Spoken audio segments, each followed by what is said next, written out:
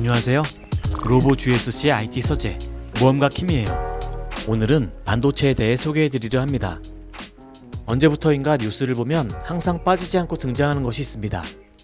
이것은 미래 산업에서 절대 빠질 수 없는 중요한 위치에 있기 때문에 국가 간 분쟁이 발생하기도 합니다.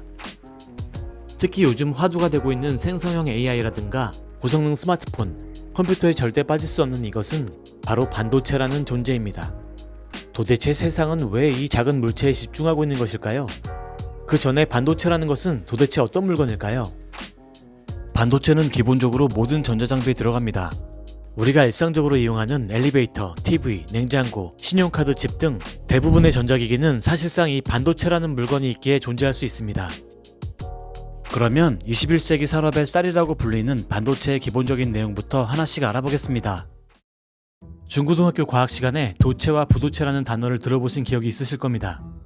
도체와 부도체는 전류가 흐르는 물체와 흐르지 않는 물체 정도로 이해하고 계실 텐데요. 그렇다면 반도체는 뭘까요? 반도체는 반, 도체의 합성어로 부도체의 인위적인 조작을 가해서 전류가 흐를 수 있는 상태를 만든다라는 의미입니다. 공정 과정에서의 차이는 있지만 반도체의 생산 방식은 동일한 원리를 따릅니다. 이렇게 만들어진 반도체는 크게 두 가지 역할을 합니다. 첫 번째는 전기 신호의 처리, 두 번째는 데이터의 처리입니다. 우선 첫 번째 역할인 전기 신호의 처리부터 살펴보자면 정류, 증폭, 변환으로 나눠서 볼 수 있습니다.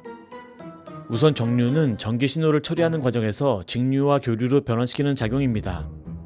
이를 처리하는 반도체를 다이오드라고 부릅니다. 전기 신호는 이동하면서 신호가 약해지게 됩니다. 이때 전기 신호를 키워주는 것을 증폭이라고 하고 이를 수행하는 반도체를 트랜지스터라고 부릅니다. 전기 신호는 필요에 따라 빛이나 소리로 변환해야 하는 상황이 생깁니다. 대표적으로 LED가 있습니다. 두 번째로 오늘의 핵심, 데이터의 처리입니다. 여기서 다시 전환, 저장, 기억, 연산, 제어로 나눠볼 수 있습니다. 우선 전환은 아날로그 데이터와 디지털 데이터 사이의 전환을 의미합니다. 하지만 아날로그 데이터와 디지털 데이터는 가지는 속성이 달라 함께 사용하지 못하는데요. 반도체는 이 두 데이터를 서로에 맞게 전환해주는 역할을 할 수 있습니다. 다음으로 저장, 기억입니다. 반도체는 정보를 프로그래머화하여 저장할 수 있는 저장 매체로서의 역할을 할 수 있는데요. 이렇게 정보를 저장하는 용도로 사용되는 반도체를 메모리 반도체라고 부릅니다.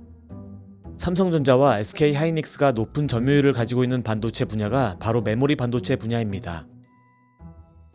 메모리 반도체 이야기가 나왔다면 비메모리 반도체도 빠질 수 없죠. 연산 제어 역할을 하는 반도체를 비메모리 반도체 또는 시스템 반도체라고 이야기합니다.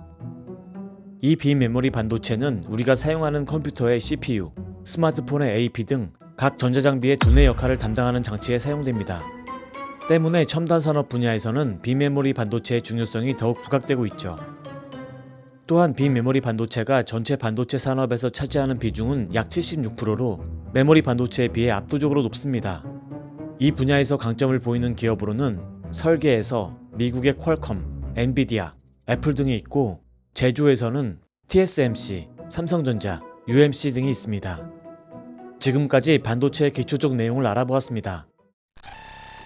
다음 시간에는 반도체 생산 기업에 대해 알아보도록 하겠습니다.